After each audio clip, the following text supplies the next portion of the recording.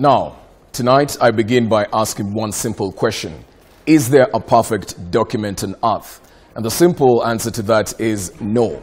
That is why tonight I begin a series of explainers to look into some of the issues that have been spelled out in the BBI document, bringing us to the theme of this evening, stating what they don't tell you about BBI. Joseph Goebbels, Hitler's minister of propaganda, once said, "Propaganda works best when those who are being manipulated are confident they are acting on their own free will." Why are we saying this? Over the past few weeks, politicians, especially those led by the Deputy President William Ruto, have told Kenyans that BBI is not a priority, that BBI is a total waste of time. But before we take Ruto's word for it, let us interrogate some provisions on the proportional representation and what they would mean if they were to be adopted. BBI proposes a 360-member National Assembly elected representatives from each of the 290 constituencies and 70 MPs from populous constituencies elected through proportional representation, in which voters will vote for party lists.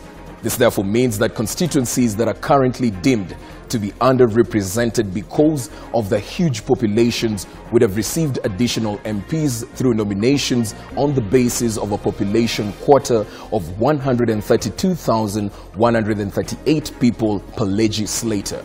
It also means that each of these extra constituencies will receive the standard 100 million Kenyan shillings allocation per constituency from the exchequer. For example, Ruiru Town, with a total population of over 400,000 people, could receive 2 extra constituencies due to its large population. This would automatically translate to an extra 200 million Kenyan shillings allocation.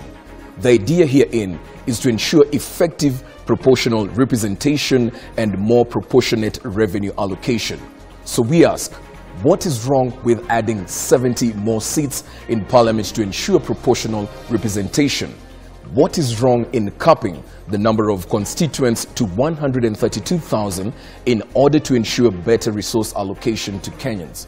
But before we go further, allow us to paint a picture of how constituency development funds, that is the CDF, are distributed in some of the 290 constituencies in Kenya.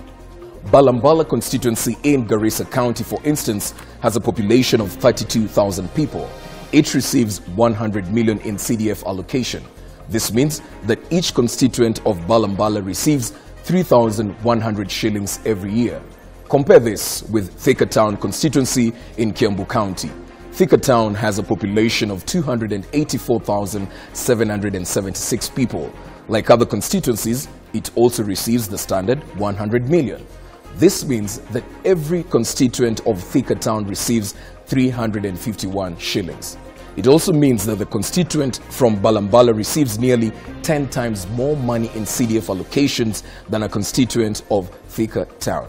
Let's give you another example. Lamu East constituency in Lamu County has a population of 22,000 people. Lamu receives 100 million standard allocation. This translates to 4,500 per constituent. Tarbo constituency in Uasin Gishu County has a population of 267,000. This means that each constituent receives 374 shillings. It also means that a constituent from Lamu receives 11 times more than a constituent of Tarbo. Is this really fair? That is the question we ask. What's our point here? We are not calling for the scrapping of Balambala or Lamu East. The point here is Thika Town and Tarbo constituencies would benefit from additional funding from the creation of additional seats. We can paint a few scenarios here. A. If 2 extra constituencies are created in Ruiru, each with about 110,000 people, a constituent from each of the constituencies would be allocated 900 shillings, which is 3 times more than they are currently receiving. B. This translates to more money pumped to bursaries, roads, healthcare facilities at grassroots levels, and much more. And this is just at the constituency level. In sum, don't just take the word of your favorite political actors. Interrogate the facts. If William Ruto's constituency is receiving 11 times more than what the BBI proposes to fix the disparities, why is he so against it? is he foreseeing more independence of constituencies and counties should he become president? You be the judge. And next week, we shall tackle the proposed 35% allocation of funds to county governments and how your counties could benefit if the BBI is actualized. Food for thought right there.